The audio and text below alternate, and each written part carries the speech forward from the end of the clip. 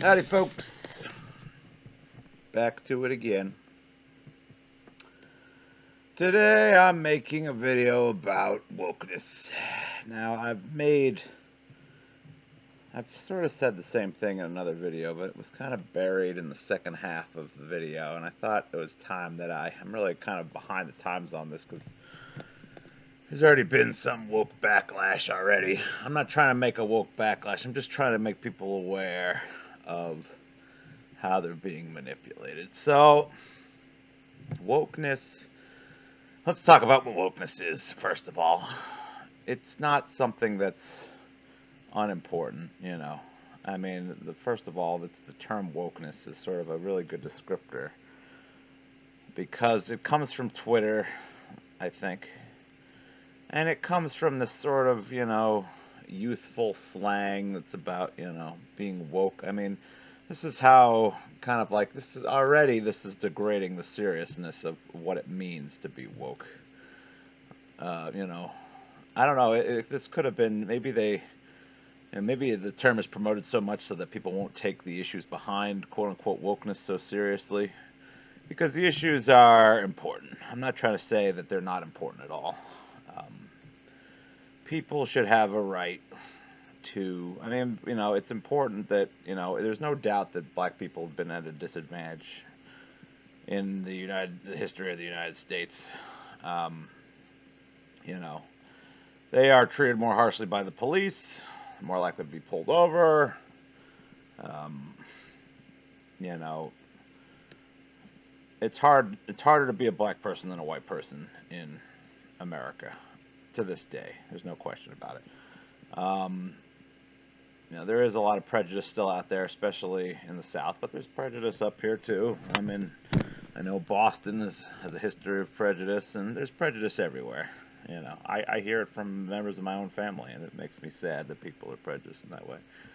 Um, you know, there's a lot of anti-gay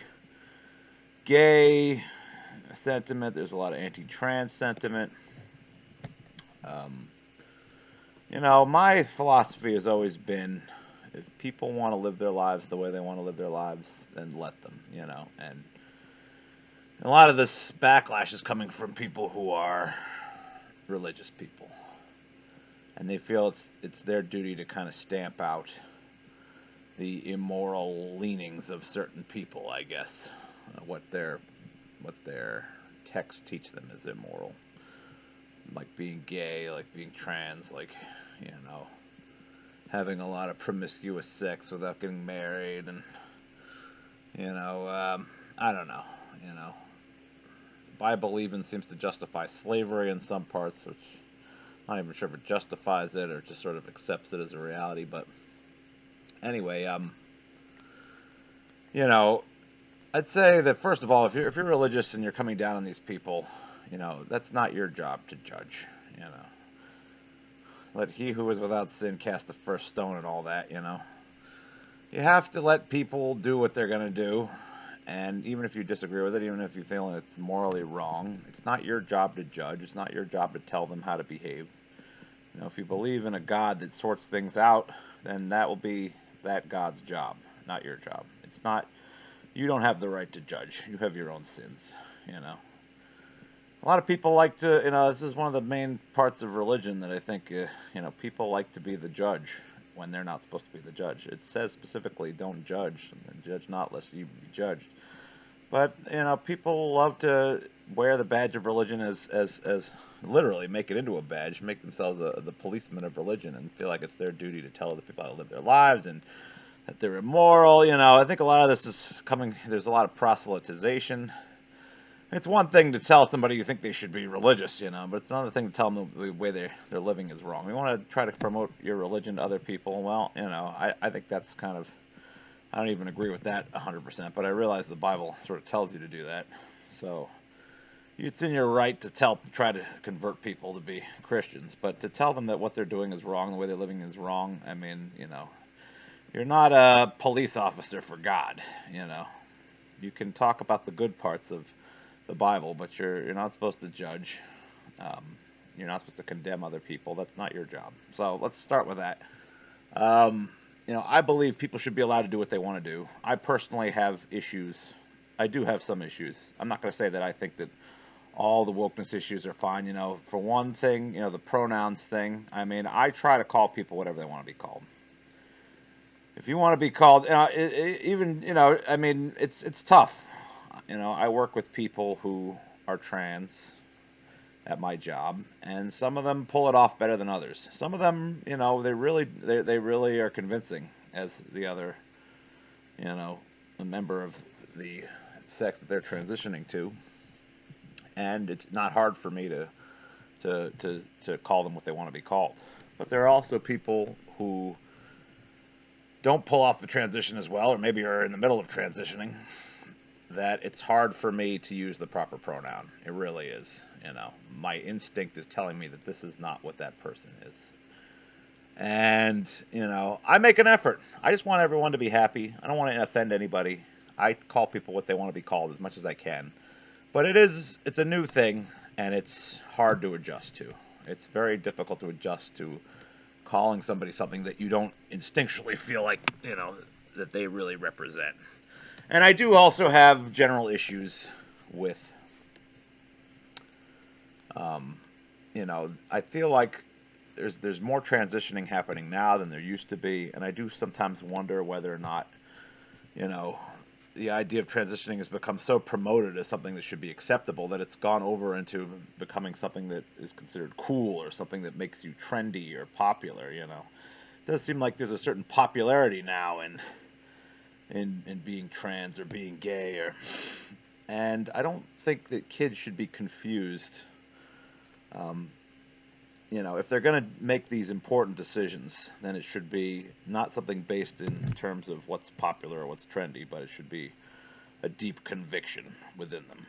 And it should be examined closely. This is not a frivolous thing. And it's one thing to cut your hair short and to wear different clothes, I mean, that really, there's not a lot of harm in that. But when you get to gender reassignment surgery, when you get to taking hormones, personally, I don't think that that's a great thing. I tend to believe that in what is natural is generally what is natural should generally at least be accepted. Now, for me, that's kind of tricky. I mean, I even understand, wanting to change your body to suit what you believe you are. Um, I I had, unfortunately, many people, I've already said this in many videos, I had large male breasts growing up, and it was incredibly embarrassing.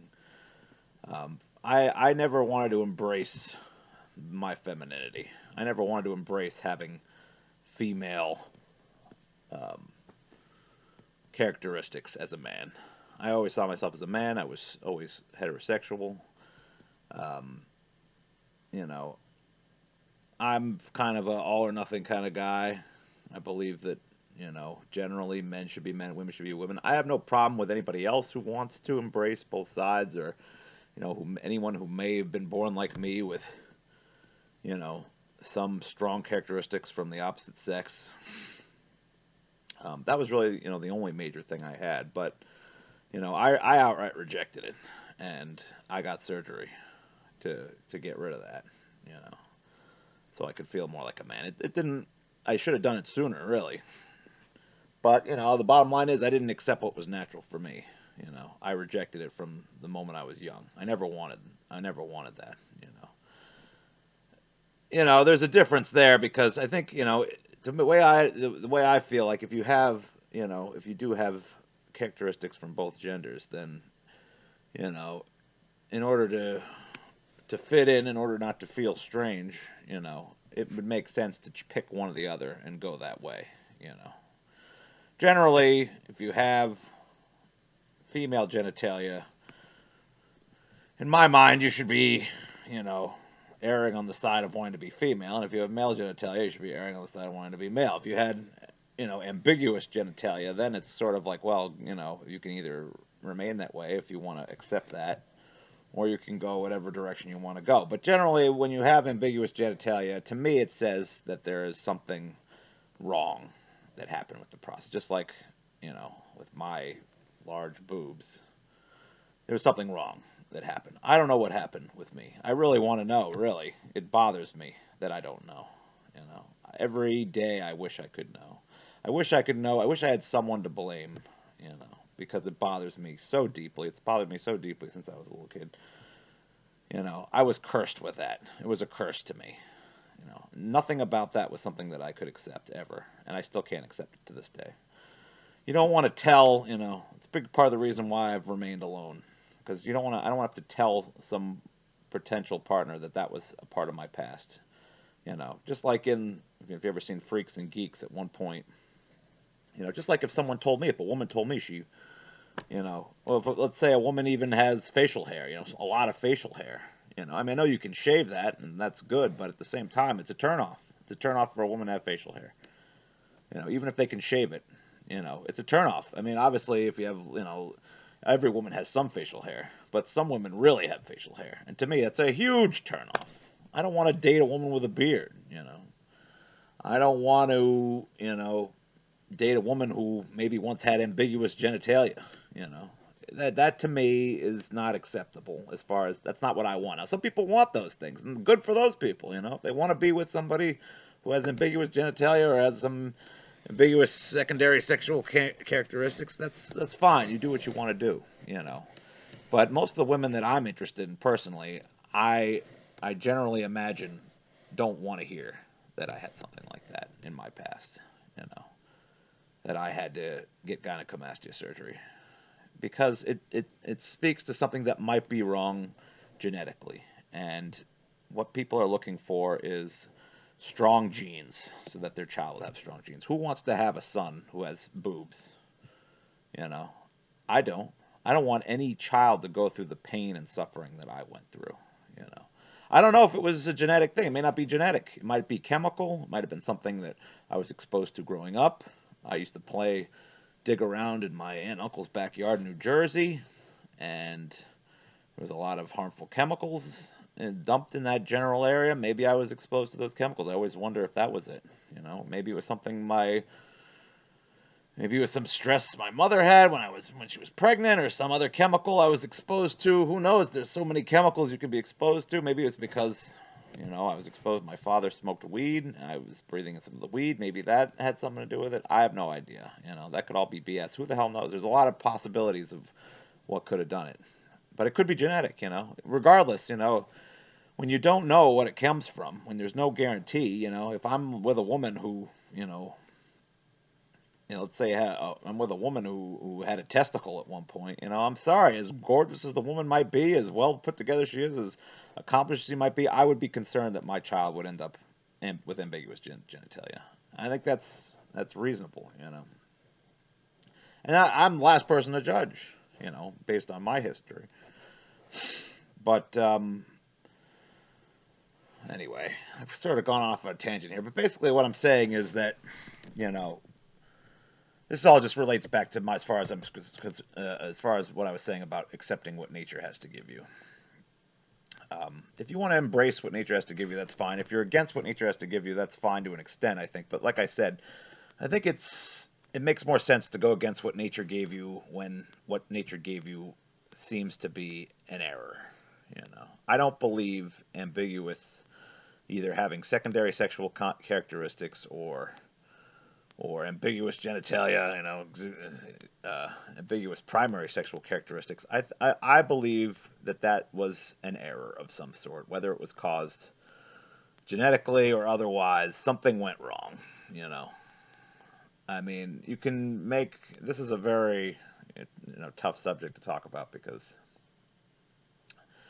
it gets into questions of, well, why does God have a purpose for everything? You know, if there is a God, you know. Are we supposed to have these, things to deal with in our lives to teach us something, in our life? You know, maybe the reason why I had what I had, why I needed, maybe I should have accepted what I had, or maybe it taught me that, things aren't always so clean and easy, and it's some kind of life lesson. I don't know what kind of life lesson I was supposed to learn from having huge male breasts. But I'll tell you this, as far as I'm concerned, it ruined my life. I would be a much more successful person, much happier person, much less depressed if I had a normal male body. from the time I was little. I was lucky it wasn't worse. I'm lucky I wasn't a hermaphrodite, Those people, I can't even imagine what those people must go through mentally. But personally, I believe that in those types of situations where you have some kind of characteristics from the opposite sex, that there was some mistake that happened. There was some kind of error, whether or not it was genetic or caused by some exposure to certain external chemicals or stimuli or whatever. So, it's harder for me to accept being born with a very clear gender and deciding that you don't want to be that.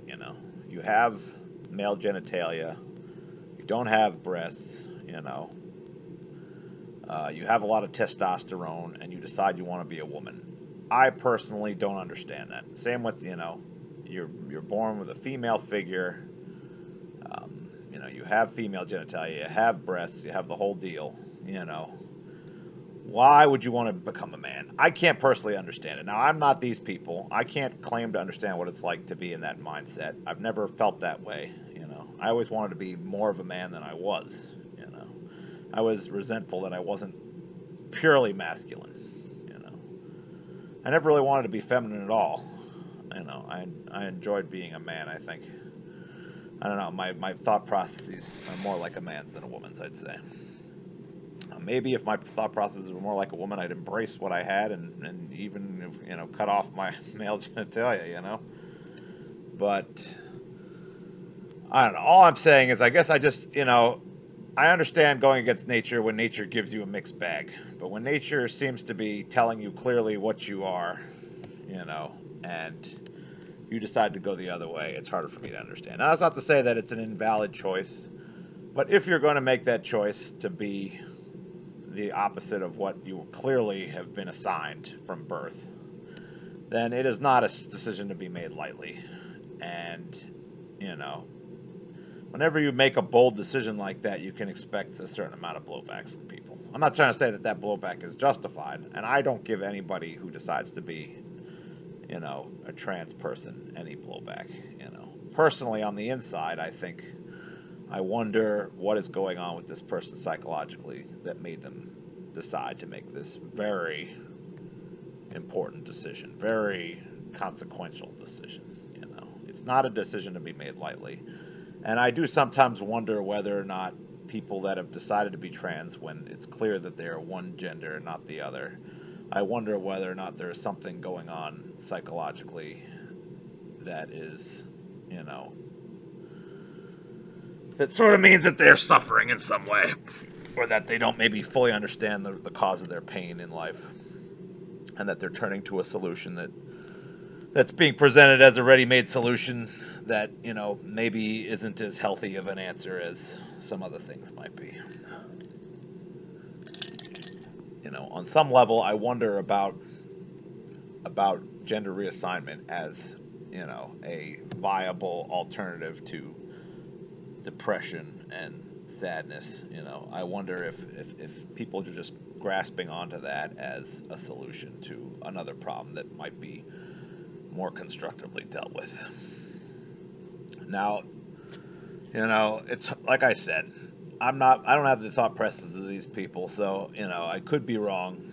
And certainly very young people decide that they're not a man or a woman. And if you choose to go that route, even though, I can't change the way I feel about that, in that, I do wonder if it's the best solution. And I will always wonder as to whether or not someone is 100%, I suppose, if I will wonder about the lack of well adjustment, the adjustedness, or whatever the word is. I will wonder on the lack of mental stability of someone who decides to do that, and I can't help that, And maybe that makes me prejudiced against trans people on some level, but I would never outwardly show that to those people. I respect them in public. I would never say anything to them like this. What I'm saying it on video. But if I was in person with these people, I would never call out their decisions in their lives to other people. I would never ask them why, they did what they did. I would treat that person with respect and assume that, You know, I don't assume that their decisions are correct, but I assume that I guess I have to allow I still allow people to make the decisions they want to do. If I have any prejudice, it's internal, and I don't voice it. I try not to treat people any differently for making decisions that I don't agree with. But it's kind of like how I feel about like being around Republicans. I don't understand why people. I understand why some people are Republicans. I understand some of the Republican mindset, but there's major things that I don't understand about their thought process, or I guess there's parts of their thought process that I believe are flawed. Um, I'm not going to treat that person any differently in person. I might hold some internal prejudice against that person, but I'm not going to treat Republicans like shit just because I disagree with them. You're allowed to have a different opinion to me, and I'm sure they make their own judgments about me. And they're allowed to make those judgments. You know, I don't like it, but and I'm sure trans people don't like my internal judgments either. But I do my best to make my internal negative opinions of people a non-issue in our interactions, and that's all I think I can do. I can't erase prejudice from my mind. That's what exists. Now, that's not to say that I'm much less prejudiced against trans people than religious people or very conservative people, very traditional people. I'm a pretty progressive thinker. I consider myself to be farther to the left on the spectrum than most Democrats are. I mean, it's weird because it's not as cut and dry as it used to be. I'm more economically to the left, I'd say, and even then, it's like in some ways I'm not even economically to the left. But I guess I just mostly I struggle with hierarchy. I struggle with giving people at the top of hierarchy their due for getting there. Most of the time, I feel like if you're at the top of the hierarchy, then you've gotten there some way that's not 100% legitimate. You've used some sort of mind games to get there. But anyway, this sort of goes back to what I was saying. So I've kind of gone off on a tangent here, but so basically, yeah, so basically what I'm saying here is that when it comes to trans people, when it comes to I want rights for all these people, even if I disagree with the trans people for making some of the decisions they make. They deserve to be treated with respect. They deserve to have the same rights that anybody has. We have to accept people's decisions. We can talk to them, we can try to change their minds but I personally won't do that. Maybe if it was somebody I knew closely who was making these difficult decisions, I might give them my opinion, but say, this is how I feel, but it's up to you, you do what you want to do. And, you know, I understand them wanting to be treated with respect. I understand black people not wanting to deal with a lot of the crap that they have to deal with. And it's not just black people. They say brown people too. Yeah, brown people discriminated against also. Um, but the point I'm making here is that while these things matter and they should be these issues should be championed. They have been blown out of proportion, considering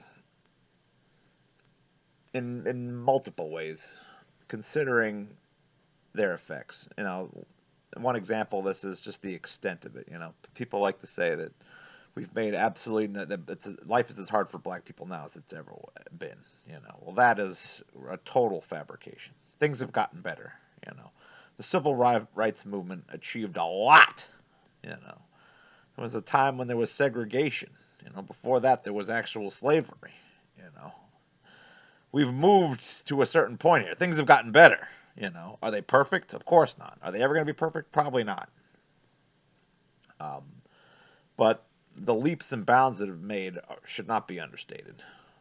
Things are better for black people in today's America than they've ever been, and that bar will keep getting pushed. Is it ideal? Of course, no. There's still prejudice. They're still going to be pulled over more. They're still going to get killed more often. They're still not going to get as many loans. They're still going to, be seen as negatives in as far as like property values when they live in a neighborhood. That's all messed up. It's all bad shit. They're still at an economic disadvantage.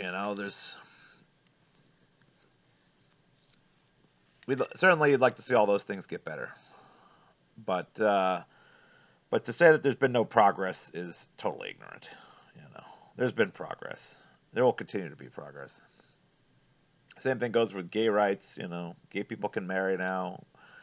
You know, Gay and trans people are celebrated on television now. Well, not even not celebrated, but accepted at the very least. Sometimes celebrated.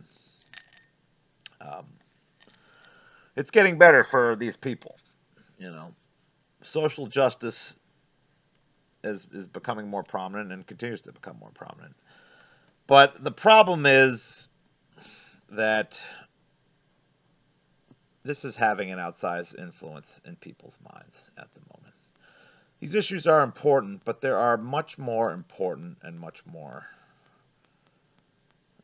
dangerous issues facing the world today. I think, the number of trans people as a percentage of the population is extremely small. The number of gay people as a percentage of the population is extremely small. The number of minorities, it's going up. There's a larger percentage of minorities than there used to be, and soon the minority will be the majority. And at that point, it seems like the issues will become less and less. As more and more people mix, everyone will have African ancestry at some point. I mean, we all do have African ancestry, really. It's really more about, the color of the skin is the funny thing, is that we all come from the same place, really.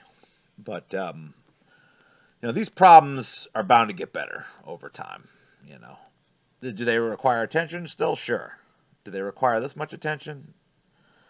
Well, considering that things will probably continue to get better for black people, and things that will probably continue to get better for gay and trans people, but what isn't going to get better? The climate situation. The climate situation is not getting better, and it's getting to the point of absolute emergency. Now we're making efforts. Things are being done. They're signing documents. We're moving towards a greener economy. Things are being done. I think when I first made this video, I was saying something like 5% of the world's energy does not come from fossil fuels. Well, it's actually higher than that now. In fact, even when I made that video, I was wrong. It was actually coming a higher percentage. I think we're at 20-something% worldwide, which is not bad. But it seems like too little too late at this point. I've watched a lot of these climate change shows on television, and the scope of the problem is tremendous. And the biggest reason why the scope of the problem is so difficult is because it is cost intensive to remove carbon dioxide from the atmosphere. There's no way to do it in a way that is profitable. And everything that gets done, there's a lot of talk about, you'll hear all these stories about ways to make carbon removal from the atmosphere profitable. But these are all ideas that are sort of just starting, just getting off the ground, and have nowhere near coming to fruition as a profitable endeavor. If it was, you'd see a lot more of it being done. But most of the things being done now are for research. They're not being done as a business opportunity. The reality is, it will be incredibly cost intensive to remove carbon dioxide from the atmosphere. And where's that money going to come from? Our society runs on a profit-driven model, capitalism-driven model. You can't just expect climate change to be fixed because we'll come up with something. This is everyone's favorite thing to say that doesn't believe in climate change or just wants to kind of sweep it under the rug. Oh well, we'll come up with some technology that'll address it. Yeah. Well, how about some technology that will address it in a way that's profitable? Because that's the only way it's going to happen. It's not going to happen.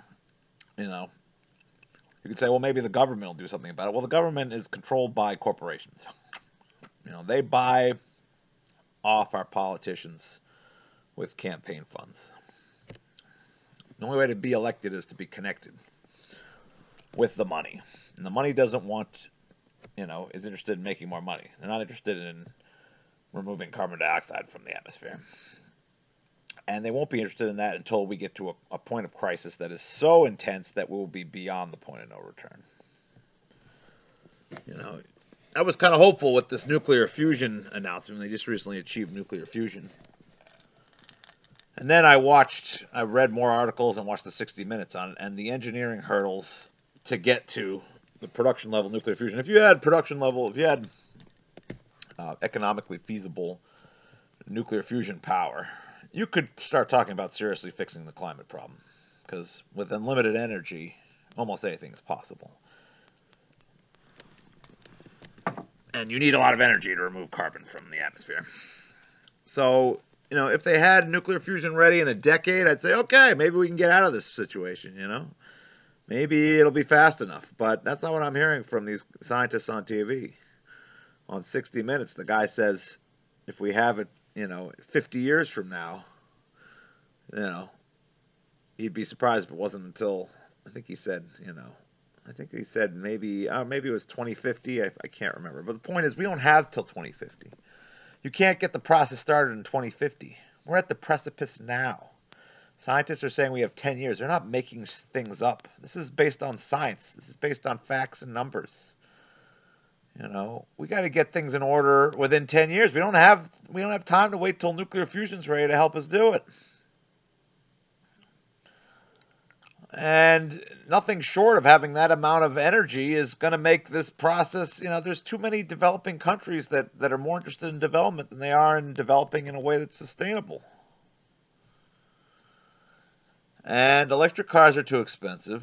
They're not affordable. They still haven't worked out, the range anxiety issues, wanting to travel really far. And less people can afford them with the wealth inequality we're seeing. And wealth inequality gets worse and worse. Generation Z is having a harder and harder time affording the things that the generations that came before them were able to afford. A house, a decent car. What are we driving around? Cars that are 10, 15 years old sometimes. My car's 2010 Prius, There's only so many jobs that pay a lot of money. And there's a lot of people like me who are just struggling with retail jobs, wait staff jobs, customer service. We can't afford electric cars. We can't afford to be choosy about the food we buy. Buy only beef that's not, raised with slash and burn methods, destroying the rainforest.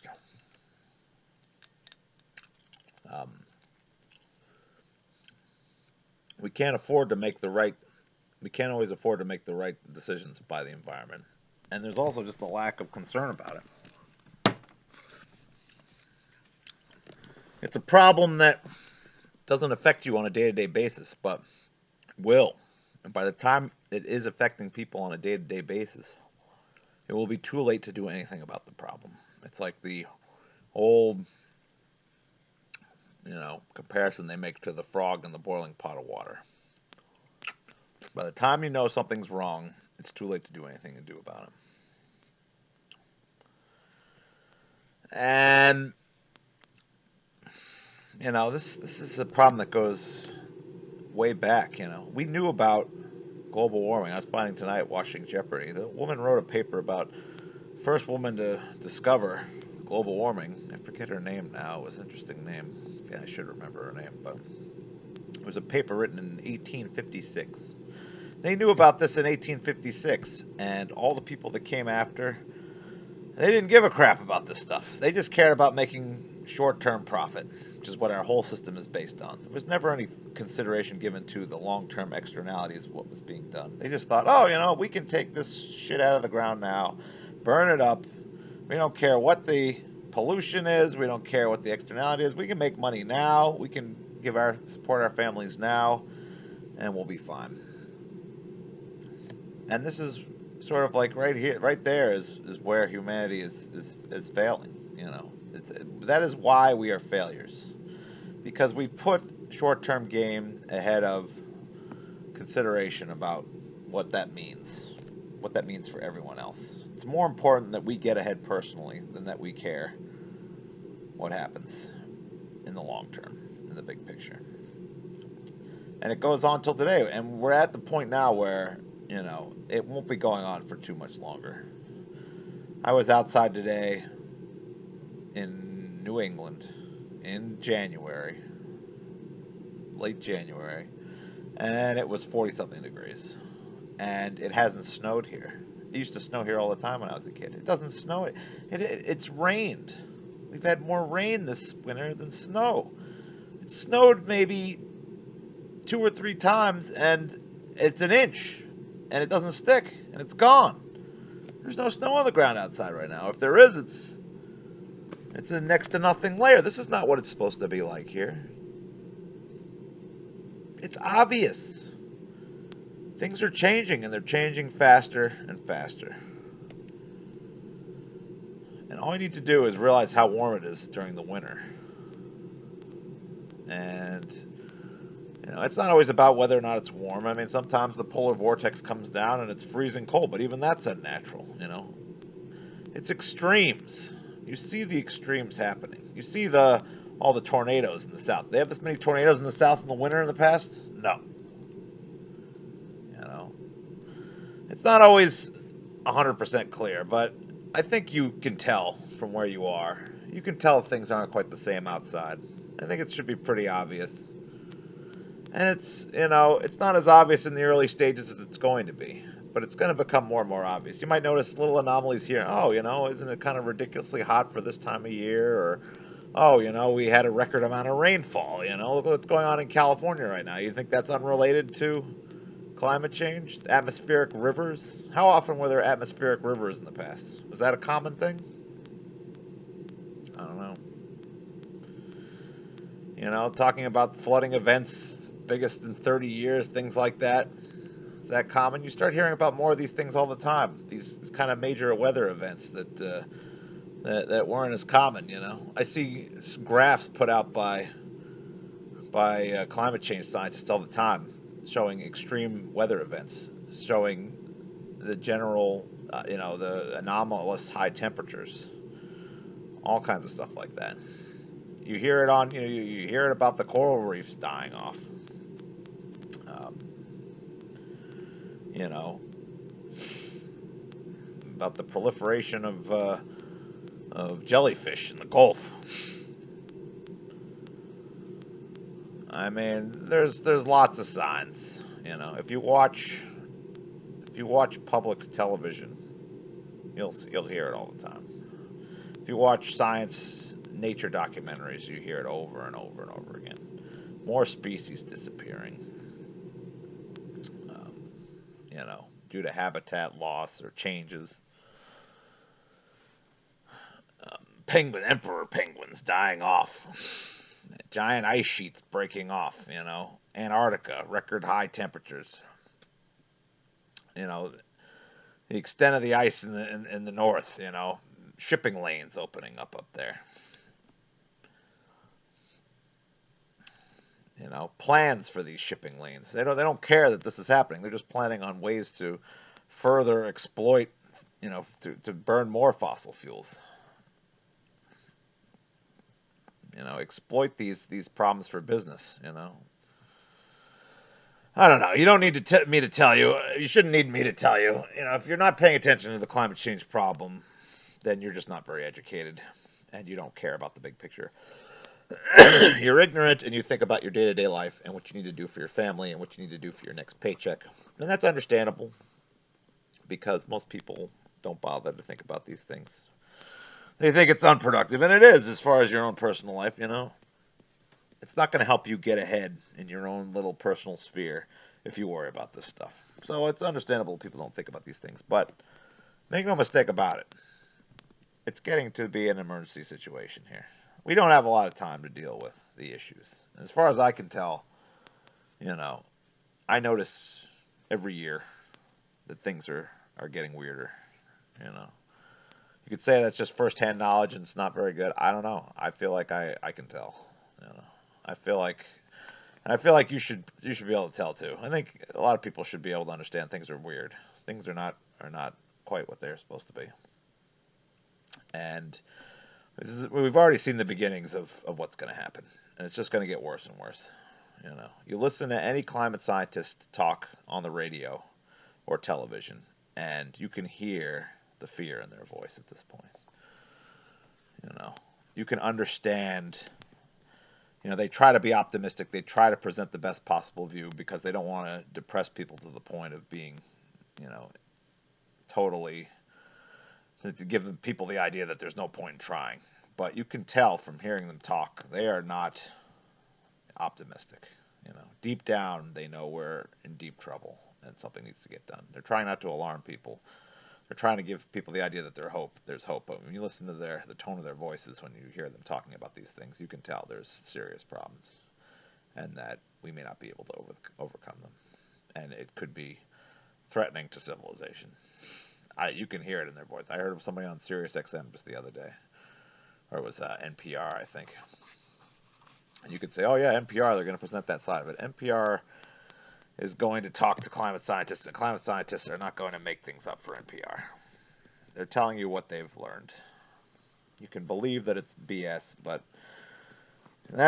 you believe it's BS because big business tells you to believe it's BS because what they're saying threatens their interests, threatens their profits. So climate change is the biggest threat to civilization, to society. Well, is it something that's going to change your life immediately? Maybe not immediately, but sooner probably than you think. And if not you, your kids. You know, you really want to worry about your kids. I worry for my niece and her generation because at some point things are going to start breaking when she gets older. I fully believe that she is the one who, and her and other kids her age are going to be suffering under the changes that will come with climate change shortly enough. And that's not to say that her generation is innocent. You know, every generation is being raised into the same mindset. That this is the way it is. You know, that this is the best we can do. You know, this is one of the things a lot of my friends will say. You know, oh yeah, well, capitalism. You know, we've tried communism, it doesn't work. You know, capitalism is the best we can do. Well, maybe communism isn't the answer. But I'm telling you right now, capitalism isn't the answer either. You know, this is a problem, and it's not going away, and it will threaten civilization. Unless they can somehow ramp up like I said, the only hope is for them to ramp up the nuclear fusion to the point where they can use nuclear fusion to do something about the climate problem. But even that is a long shot at this point. It's not something we can rely on. You cannot rely on technology to solve a problem that's this big and this long in the making. This is the scale of this problem is monstrous, and to just blindly assume that we'll be able to adapt our way out of this or that technology will somehow save us is ignorant, is entirely ignorant, and just basically putting your head in the sand and assuming that, you know, we all love our lifestyle, and this is one of the hard things. I'm not trying to say that I'm not guilty. I'm part of the guilty party. I try to do what I can, but I'm not doing enough. You know, you really want to do things right, and we really want us to address climate change. We'd have to, as I said in a previous video, have 6 billion of us agree to kill ourselves off, and have the other 2 billion, you know, agree to live in a way that was more sustainable. Because there's just too many people creating too much waste and putting too much carbon dioxide into the atmosphere at the moment. And none of us want to accept the reality of what it would mean to go back to a sustainable way of life. No more house, no more heat, or at least no more heat the way we're used to it. No more conveniences. We've all grown up very relaxed, living off of years of resources that have been saved up and gorging ourselves, you know, gluttons for energy. You know, and we've all become accustomed to this way of life. We've been raised in it. This is what we know. And we haven't been taught how to survive another way, you know. There are people that know, but they're fewer and farther between than ever before, and we're more and more comfortable with being babied by technology, you know, enjoying our comforts, you know. And could I have done more about it myself? Yeah, absolutely. You know, I could have learned to have lived like a homesteader, you know, without modern conveniences. But like everyone else, you know, it's hard to accept the difficulty of that life. It's not an easy life. It is difficult. It is very hard, especially when you have been raised in a way that those things are foreign to you. You don't really understand how to make them happen as well. Now, maybe that life is more fulfilling. Maybe if you're living in that sustainable way, maybe you know. I mean, if you're looking at like Maslow's hierarchy of needs, it wouldn't say that. You know, it would say that you take care of your base level needs, and then you can take care of higher level needs that involve more sort of ideological aspirations or achievements that don't have to do with just feeding yourself and clothing yourself. You know, those are supposed to be lower level things on the hierarchy. Now, I don't know how realistic Maslow's hierarchy is for, it seems like it's an invention of the industrial age. How easy was it to achieve the higher levels of Maslow's hierarchy when, pre-industrial revolution, when, it was a major struggle at all times to find yourself in a position to maintain your basic needs. I don't know. I don't know how many times people were able to find higher levels of enlightenment beyond just taking care of themselves, in days when life was a lot harder. And that's what you're looking at if you want to talk about really addressing climate change is, going back to that kind of life, going back to a life where you're more concerned with taking care of your basic needs than you are with achieving any kind of higher ideal.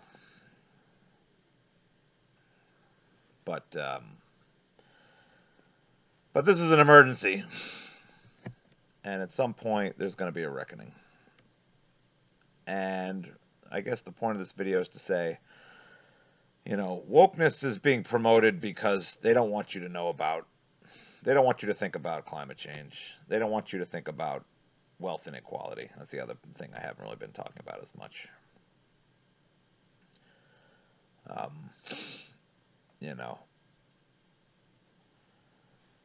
We live a comfortable enough life that even those of us who are really struggling, I mean, a lot of us are relying on our parents to help us get through. But, there's less wealth to go around, and there'll continue to be less wealth to go around as, there was a big push during Roosevelt's time to make the middle class accessible to everybody. But the wealthy are tired of giving handouts to the middle class, and it seems like they want to go back to an era where they're on top and everyone else is their slave, basically. And you're seeing the middle class shrink. You're seeing people like me who are having a hard time just affording a decent middle class life with a simple job. You need to have a very specific set of highly advanced skills in order to be anything, to even achieve a middle class status in the world today. It didn't used to be that way. It used to be you could be middle class working a basic job. Now there's less paths up the ladder, more education is required, higher level thinking. And soon, who knows? Artificial intelligence, maybe the people in the higher levels will be replaced soon. But there doesn't seem to be any thought to the long-term sustainability of the wealth inequality. People, again, are going back to this idea of, at the root of our capitalistic society is short-term gain is all that matters. So these wealthy people just want to make their short-term gains, and it doesn't matter if it comes at the expense of a shrinking middle class or, forcing people to be working poor. They've got their targets that they want to reach, and anything goes in terms of getting to that target. And if all of us who don't want to achieve or haven't had the opportunity or have something holding us back from achieving those higher level jobs would require more thought that can't be done by any old person. If those jobs are continued, the compensation for those jobs continue to diminish compared to inflation. and compared to the population, there are more people that can do those jobs as the population increases. Even though it's not increasing as fast as it once did, it still is. And as immigration, allows more people into the country that can do those jobs, all those jobs are being devalued. Um, there will come a point, where more people are going to be working poor than middle class. I mean, I think that point's already here, and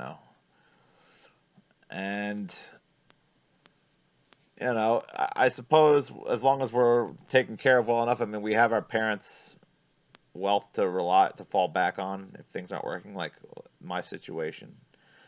But that wealth is going to disappear at some point too. If the general trend continues to be the wealth from the bottom being sucked up to the top, at a certain point, even our parents' wealth won't be enough to sustain us, and that's the point at which you might start to see revolts happening. And I think that there's a combination of that.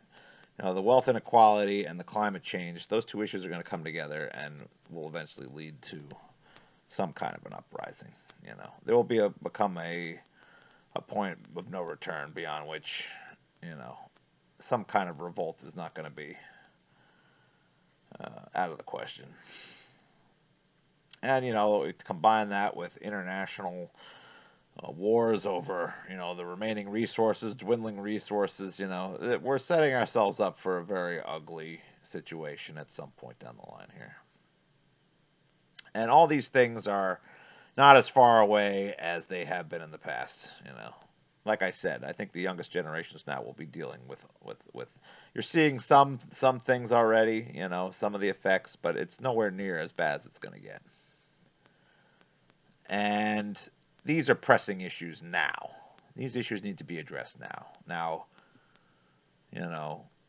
civil rights issues, social justice issues, those things matter. But these things do not need to be addressed now. It's kind of like the argument they make about,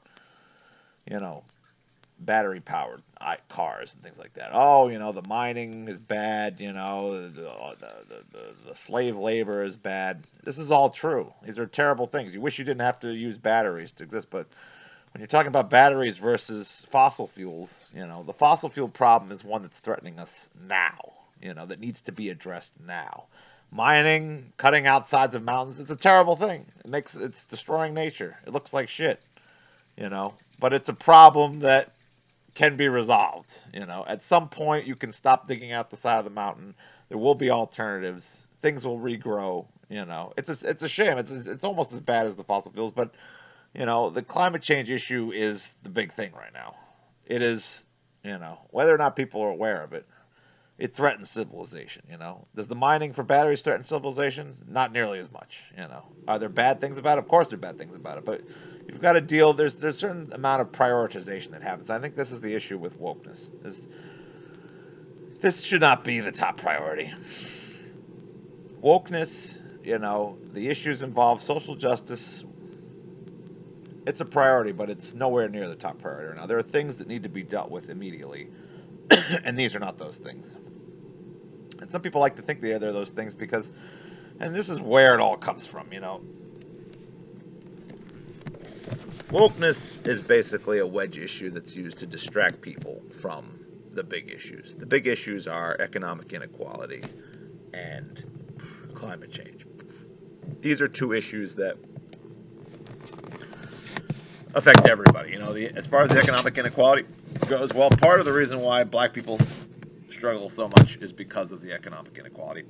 And racism was a result of economic inequality. Let's think about where racism came from. If you look back on the history of slavery, you'll see that only a very small percentage of white men actually owned slaves in the South. It's a very, very small percentage of the population. Most white people in the past, even in the South, did not have the resources to own slaves. Only the wealthiest men owned slaves.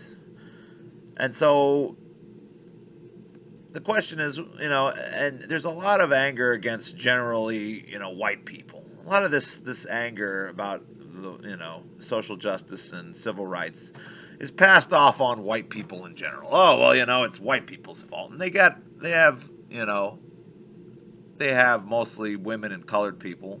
Same with feminism, you know. There's a sort of blanket negativity thrown on white men generally. Oh, it's all the white men's fault, you know. Well, it is white men's fault, but it's not your average Joe white man's fault. The reason is because racism is a useful tool of the wealthy. Wealthy people wanted to build their fortunes in the South, and they needed a tool to do that. So, what was their tool? It was to get slaves. It didn't really matter what the color of their skin was, but it just so happened that they were able to get slaves from Africa. You know, it probably could have been. It could have been any. Maybe if the slaves had come from China, it would have been Chinese slaves, and this whole thing would have been about Chinese people instead of black people. Or if they'd gotten slaves from South America, then it would have been about Latino people more than black people. But it became about black people because that was where they were able to source the slaves from. You had people that were easy to, you know, I suppose their own people kind of sold them off, you know. They were able to capture people that maybe weren't, you know, I just decided to live a more tribal lifestyle. And didn't have the means to defend themselves, you know, and some people in that region took advantage of that and, you know, forcibly captured them and sold them into slavery. And slavery was concocted as, racism was concocted as a way to justify the slavery from. It was an invention of the wealthy people that were buying the slaves.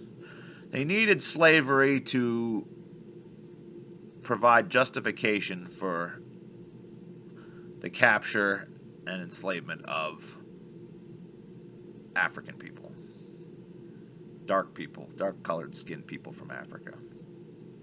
And so racism was a useful tool so that people wouldn't judge them for doing these terrible things.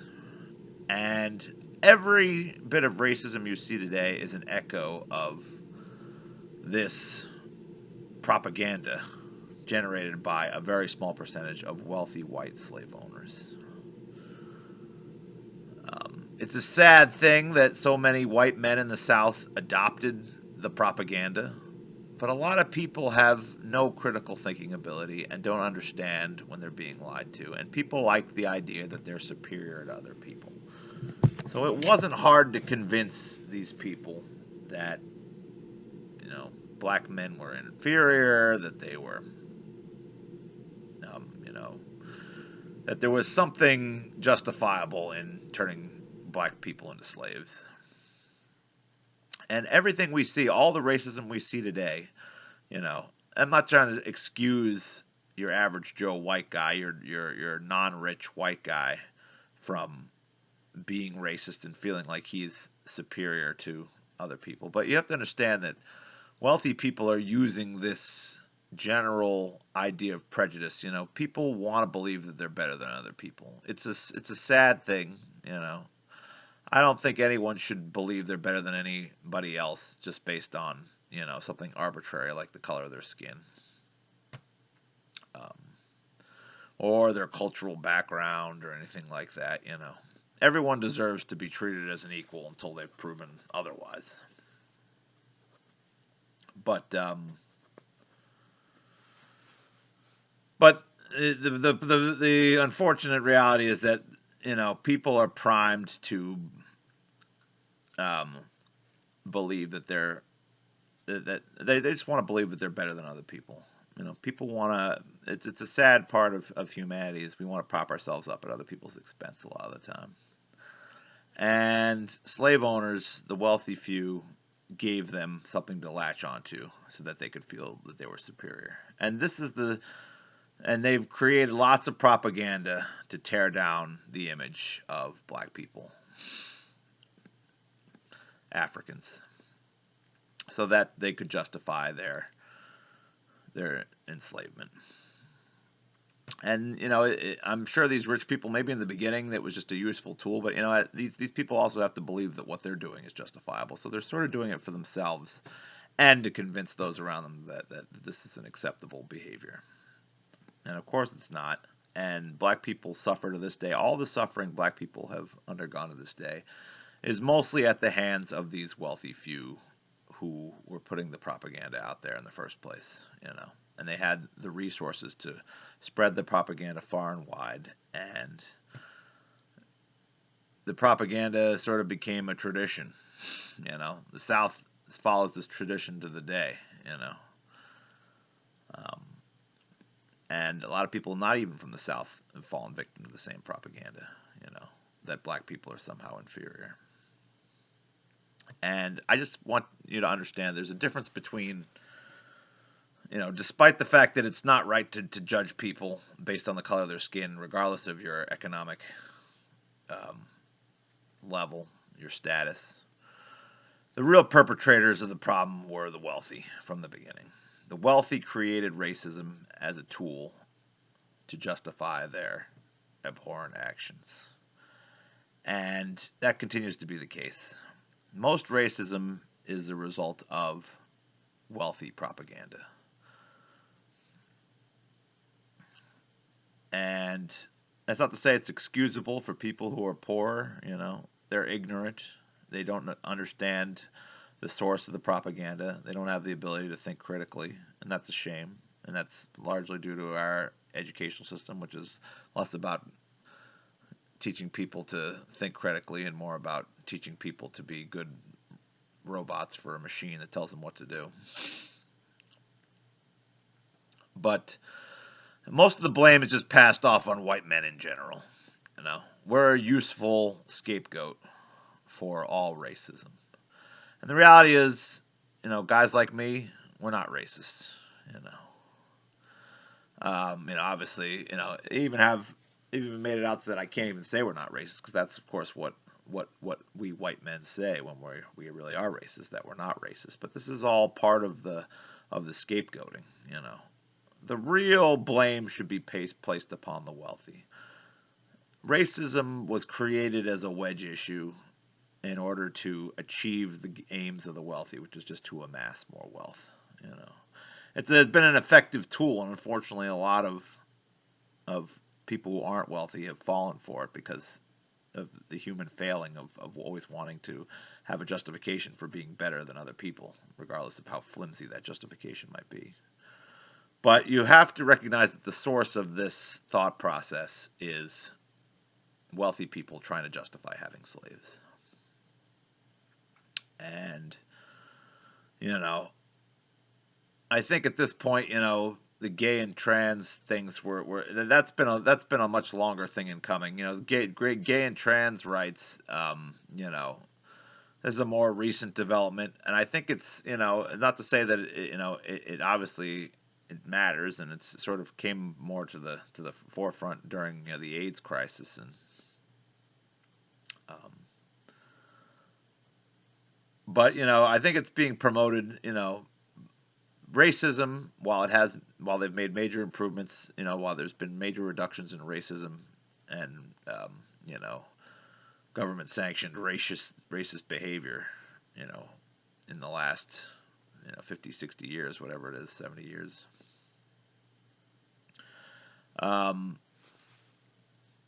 The wealthy would rather you focus on racism, and even though racism is not as immediate of a problem as climate change and wealth inequality, wealthy would rather have you focus on racism and social justice issues because it does not threaten their wealth. It does not threaten the idea of short-term profit as, the god of existence, or the I shouldn't say the god, but they want the ultimate goal to be short-term profit. That's what their interest is. That's how they think. They want everyone to think the way they think. They want people to worship them as gods on earth because they are the best at accruing wealth and property and resources. And they want to be recognized as the greatest. They don't need racism to prop themselves up. They use, the biological imperative to to be the best, to have the most resources at hand, to have access to the most beautiful women, or men, as it's become lately. Same with feminism. Feminism is a useful wedge issue. You start thinking about, oh, it's all men's fault. It's all white men's fault. And there's no distinction between the wealthy and the poor white men. It's just, oh, well, just blame white men. Across the spectrum. And what I'm telling you is the problem is more about wealthy white men. Yes, mostly the wealthy people are white men, but they're not always white men. There's wealthy Latinos. There's, I mean, not as many, obviously, because they're not allowed to move into the same circles as easily. You can get there, but, The bottom line is you have to pray to the golden calf.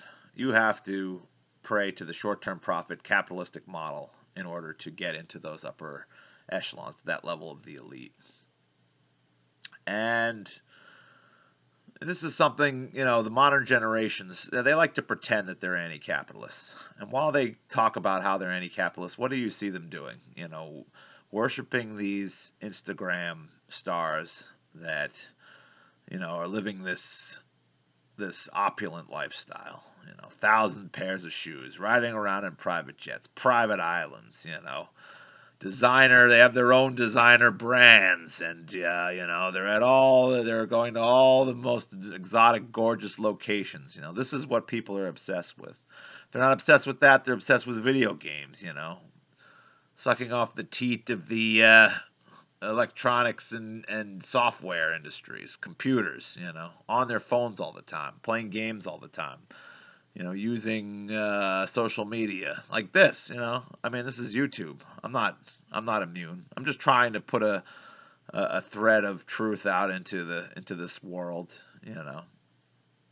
I'm being manipulated the same way. Otherwise, I wouldn't be making this video.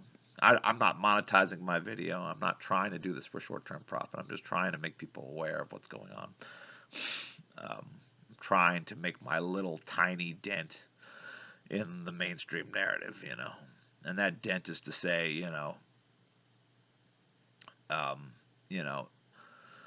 you can pretend to be anti-capitalist all you want, but,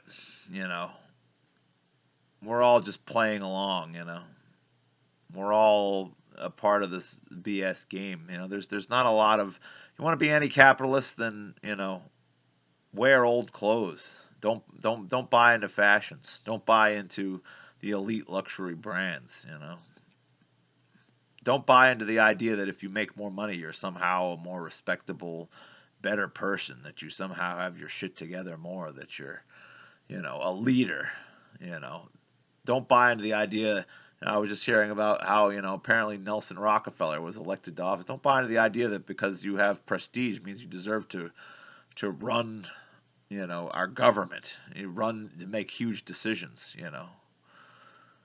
Don't buy into the idea that the hierarchy is justified. The people have gotten to the top because they deserve to be on the top. That somehow that everything is right with the world because wealthy people have control. I think a lot of you already know that that's not true. I think a lot of you already understand that the path we're on is a dangerous path and that we are coming to a reckoning at some point. But, a lot of young people pretend to care about those things, and then they waste their time, with technology, obsessed with watching the latest show on Netflix or whatever streaming service, Apple TV, They spend all their time doing that, There's really no more, at least, I was thinking back to the 60s and 70s. Part of the reason why the music was so great in the 60s and 70s because there was a real subversive element going on in the culture at that point, People saw that the Vietnam War was about global power control and not so much about anything that could be easily justified. People were turning against the classic idea of capitalism. There was that, people were taking drugs that made them unproductive. And they were saying, turn on, tune in, and drop out from society, drop out from what the lords and masters, what the wealthy elite wanted you to do. And it was a blip. I'm not saying it achieved a lot, and a lot of those people that were once, rebels became titans of industry. Ended up doing the same dumb shit that the people they were rebelling against were doing. But it was a spark of rebellion that, you know, and the music reflected that for a while. It was an attempt to at least make some noise about the fact that the people in control didn't have our best interests at heart. There was talk about environmentalism at that point. There was talk about considering that there was more to life than the 9 to 5 job, than taking care of your family, than putting your financial house in order, than making sure your kids excelled in a society that only allowed those who were very short-term profit oriented to succeed. And that's kind of gone now. The youngest generations pay a lot of lip service to anti-capitalism, but they're not really interested in fighting the power. They're too comfortable. They're too comfortable with all the distractions that the powerful have placed at their fingertips. They're more interested in gobbling up that stuff, those distractions, than they are in trying to make a difference in the world. And they play a lot of lip service on Twitter to how they want to change things, but they don't change things much. And how can you change things? Well, there's not a lot of options, to be honest. I feel like I try to change things by working a job. I'm working a shit job. I get paid shit, but I'm working for a job that attempts to try. Is it making a huge difference? No, it's not. But I'm not working for an oil company. I'm not working for an insurance company. I'm not working for a pharmaceutical company. I'm not working for the people that are. I'm not working for for a meat company. I'm not a corporate lawyer. Think about what you do for a living. Are those values what you want for the world?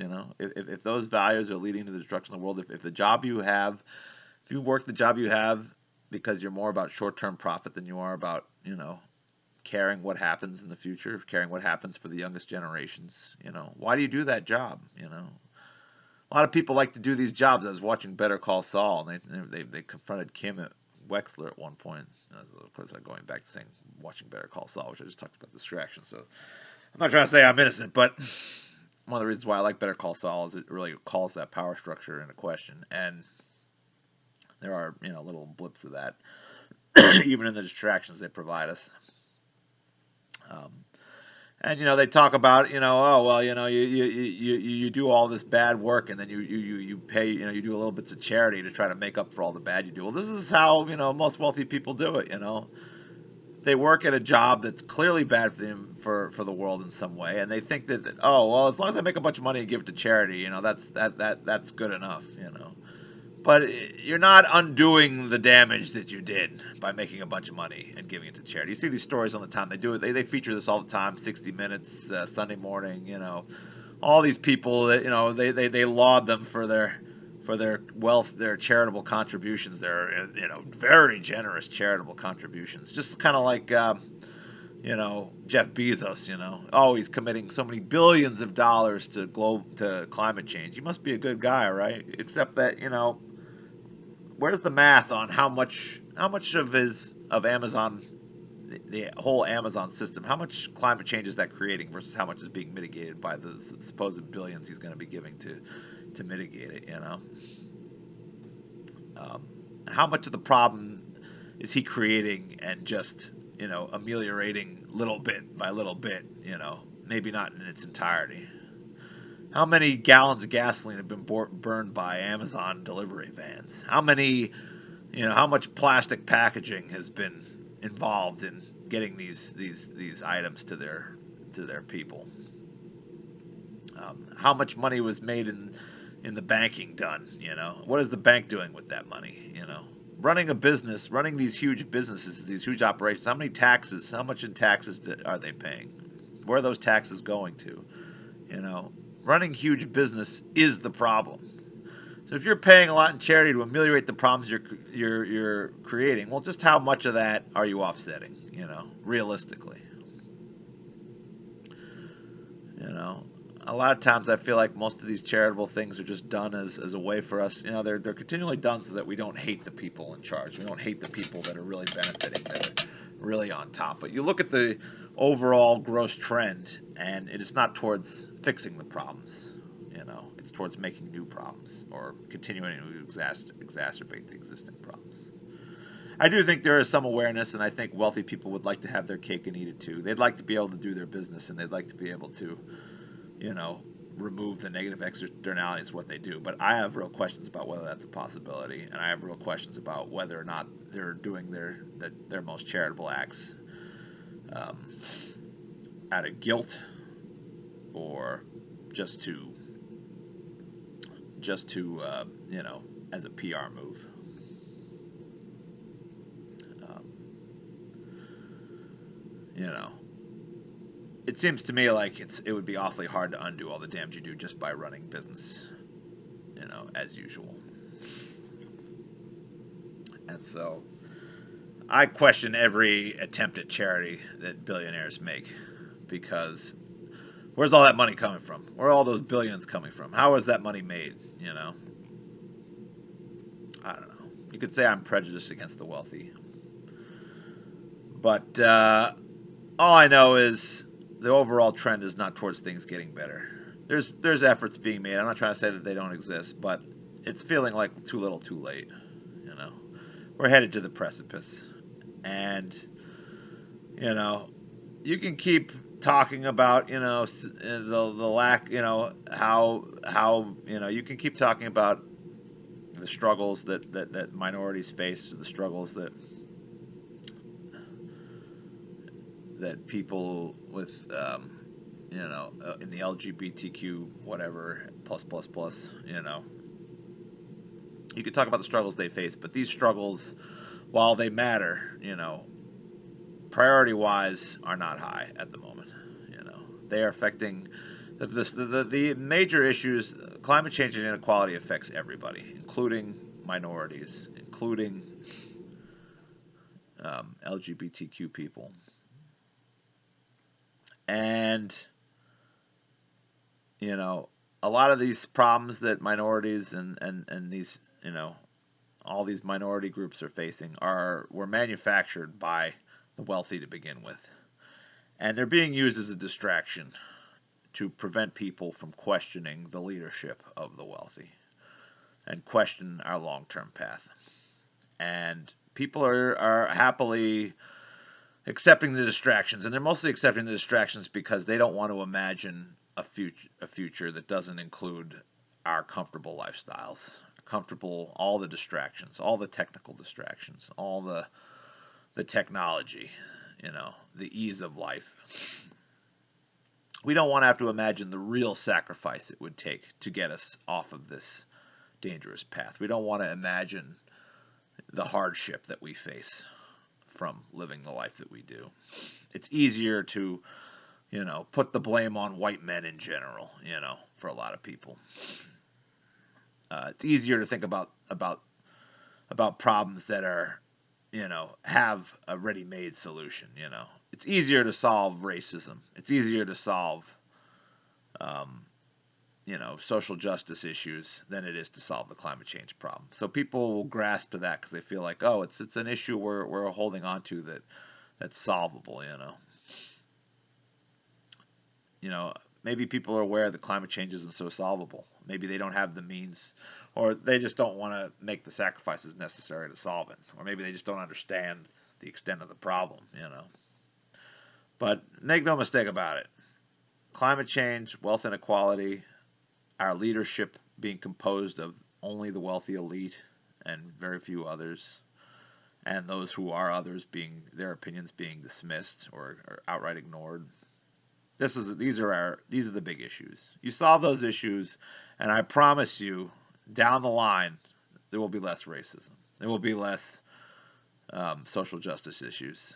These things will be solved if you put the right leadership in that are addressing the big problems. But also realize that, you know, these issues, you know, racism, social justice issues, they're gonna, you know, in short order, within the next 50, 100 years, maybe less, they're going to seem like very small issues compared to the pain and suffering that will be generated by these other issues.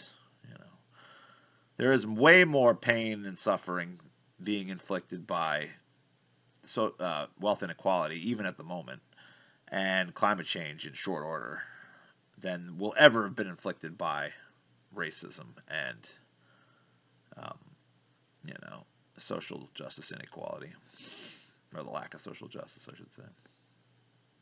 And it may not be clear to you at this point, but at some point, people will come to the realization that these issues were wedge issues designed. They're not to say that they don't matter, but that they were hyped to the point of being all that people thought about. And that was done in order to protect the assets of the wealthy, to protect the mindset and the leadership of the wealthy.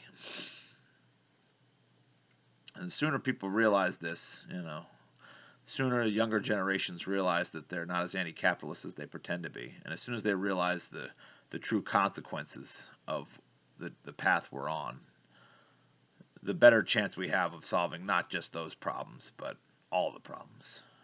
But it has to start with the things that need to be fixed now. There has to be a prioritization. And right now the priority should be wealth inequality and climate change, and how we select our leadership. And until those problems are solved, those things need to be solved immediately. We can't afford to wait on those things. The other things, you don't want to have to wait on them either, but and not to say they're not a priority right now, they should be, but they're a lower priority than these other things. These things need to get fixed, first. And be aware that these issues were created by as far as the wealth inequality is concerned, these issues largely come out of well, at least racism at the very least, largely comes out of wealth inequality. And a lot of the things people believe on the conservative side of the spectrum, it's all propaganda from the wealthy. The wealthy are using social justice issues because they know people have traditional beliefs, and they know they're irked by that. And they're using social justice issues as a distraction. They get the conservative people riled up about social justice issues. That gets the liberals riled up about social justice issues. And while everyone's fighting over social justice issues, while everyone's fighting over racism issues, they use code words for, to get people to be racist, rule of law, BS like that. And they get all worked up about it, and the left gets, they just create this constant battle of reactions about everything other than what might threaten their interests. They get everybody focused on the thing that does not threaten their profits, their short-term profits, does not take into consideration the path we're on, the big problems. They want to distract people as much as they can from wealth inequality and climate change. These are the things that threaten their interests, But they're happy to create all this rancor about things and to create a scapegoat that isn't them. Create a generalized scapegoat, Easier to blame white men in general, not wealthy white men. No talk of wealthy white men. You watch Saturday Night Live and, you can see them praying to the wealthy while they try to scapegoat just white men. Mainstream media, commercials, all these commercials. These commercials are trying to, belittle men, white men. They're creating a scapegoat. If you can't tell that they're creating a scapegoat, if you can't tell that all white men are being demonized as a useful scapegoat, then you don't understand. It's not to say that there aren't white men who have these terrible beliefs that there isn't toxic masculinity. This stuff exists, but it's being blown up into the thing to be focused on, And you're all, a lot of you woke people are being fooled. A lot of you woke people are being used as a tool by the wealthy. And you have to understand when you're being used as a tool, and you have to understand that there are priorities. And number one priority should be to put leadership in place that understands the biggest threats and understands that our current way of life, that capitalism, as much as we all love being comfortable, as much as we all love the comforts that come with capitalism, it's not sustainable, and we're coming to a reckoning, and it's going to be it's not going to be easy. We're all going to suffer. I'll suffer as much as I like to talk about it. I'm not prepared for that world, but it's going to come whether or not we're prepared for it or not. The transition's going to have to be made, or we're all going to die. It's going to be chaos and destruction and pain and suffering.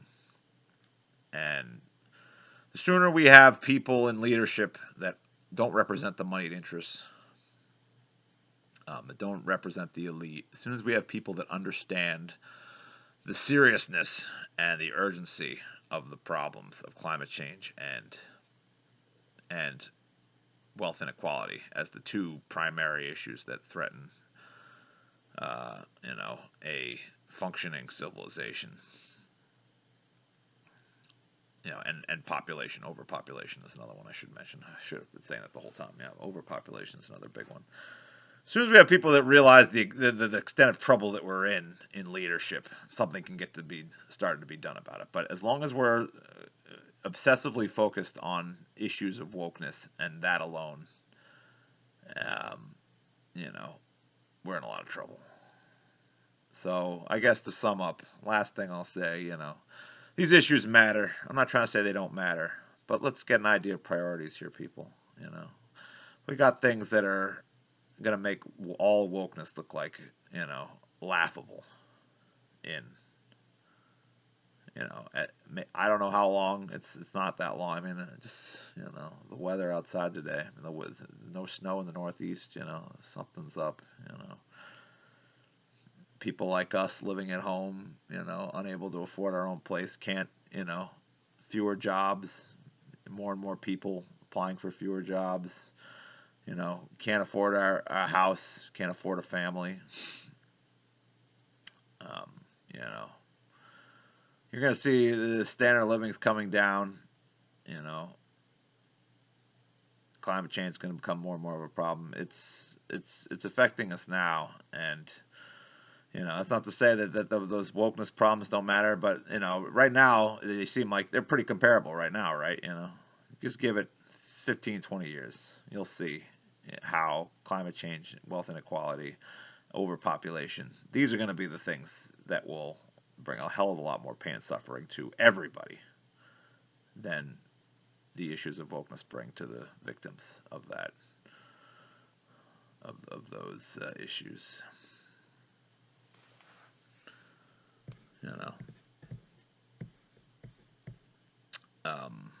I guess, be prepared for the worst and realize that you're being manipulated and start calling for action on climate change and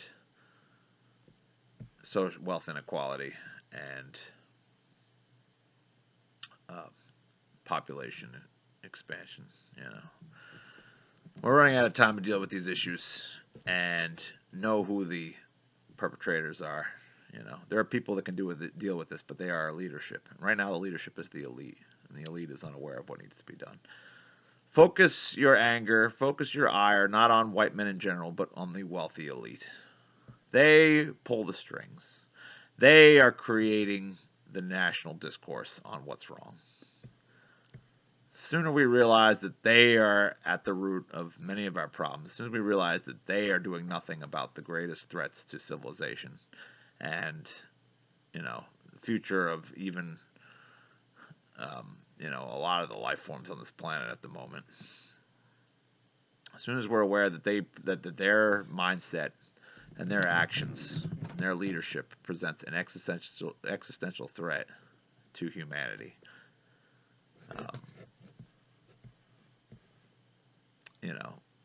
the sooner we can try to do something about it and hopefully stave off a total and